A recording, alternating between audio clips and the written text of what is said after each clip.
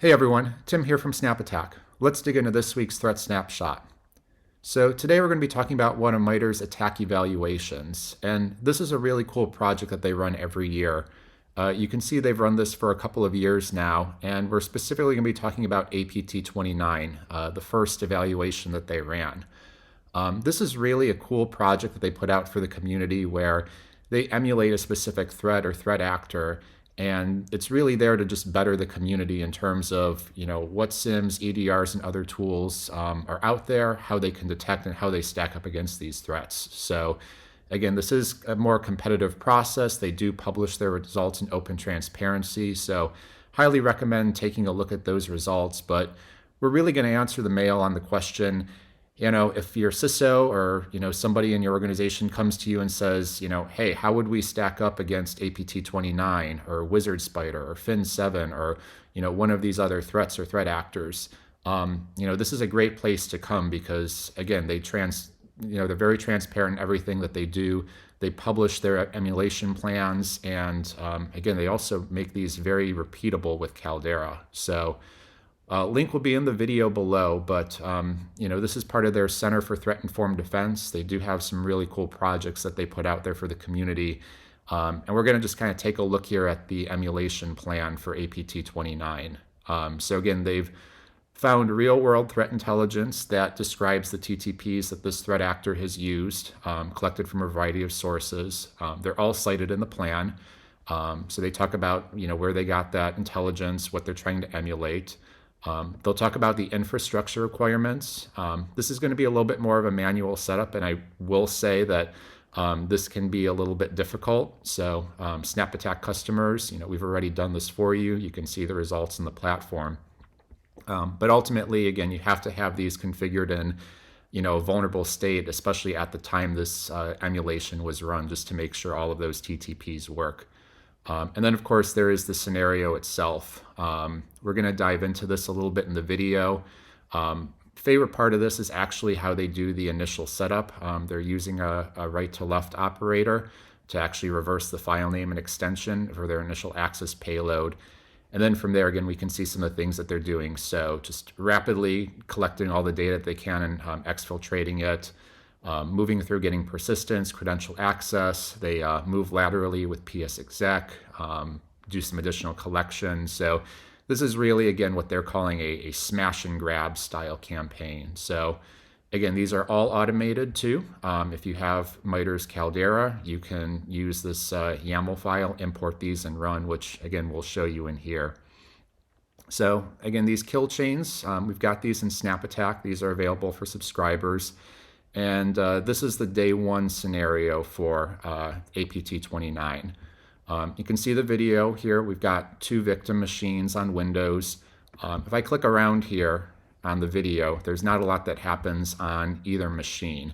And honestly, that's probably quite intentional. Again, this is a APT style attack. You're not going to see a lot of things popping up. This should be pretty transparent to the victims.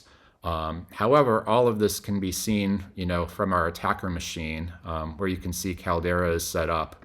And I'll just, launch this video for a little bit. You can see here that this is in autonomous mode, and really all that you have to do is hit play, and it's going to start, making decisions and following through on this emulation plan. So you'll see all of the different steps, what TTP it was doing, if they succeeded. And again, in SnapAttack here, we can see those additional attacks. So they're exfilling data, they're bypassing UAC here, user account control, deleting files, kind of clearing their tracks. So again, this is something that you can run in your organization, fully automate the threat or threat actor. And again, as you can see here with all of these threats, we've got detections for them in SnapAttack. So again, as usual, we have all of that timeline below the video, which you can check out if you want. We can also hop over to the process graph, which again, take a look at this threat.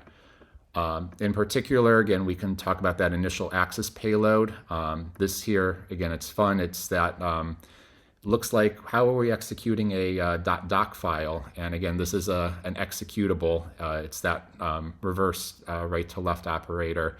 So you can see that the file name is actually doc.aka3rcs.exe. This is actually a screensaver exe too, so there's like a double file extension. It could really be either. So again, some fun kind of tricky things to point out. Then they're obviously going to be masquerading as splunkd, and then you can see a lot of these commands under here. So for this particular emulation, they're using a lot of living off the land. You see a lot of PowerShell, a lot of internal commands.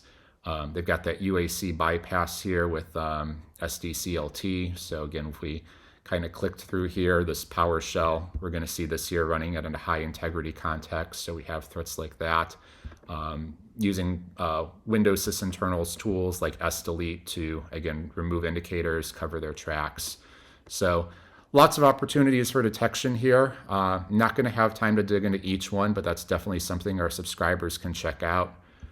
If we were just going to say hypothetically take a look at this sdelete, so we can see the attack, we can see we have a couple of different detections in SnapAttack. I'm going to just take a look at this secure file delete one here that we have.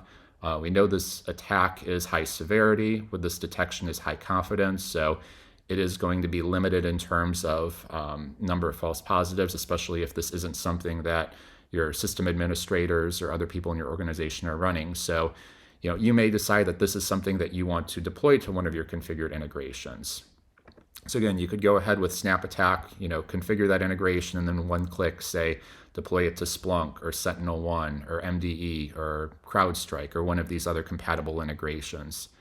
So again, very easy to have that deployed. And then for a lot of these attacks too, there might be an actual attack simulation. So we know here that there's an atomic red team attack that uses sdelete, which we could again run this to validate this detection because we know that this attack is going to validate it. And we've tested that in our platform. So you can use the Caldera scripts like we said with the simulation plan, but you can also test these yourself.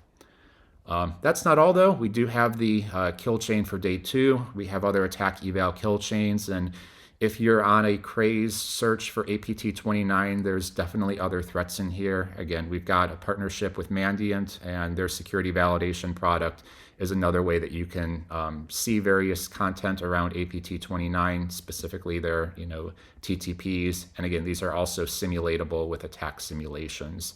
So if you're a Mandiant customer and you have MSV, you could go ahead and run those attacks as just another way to test those detections in your environment. Anyways, this is a weekly series. Hope you found this useful. Like, subscribe, and we'll see you next time.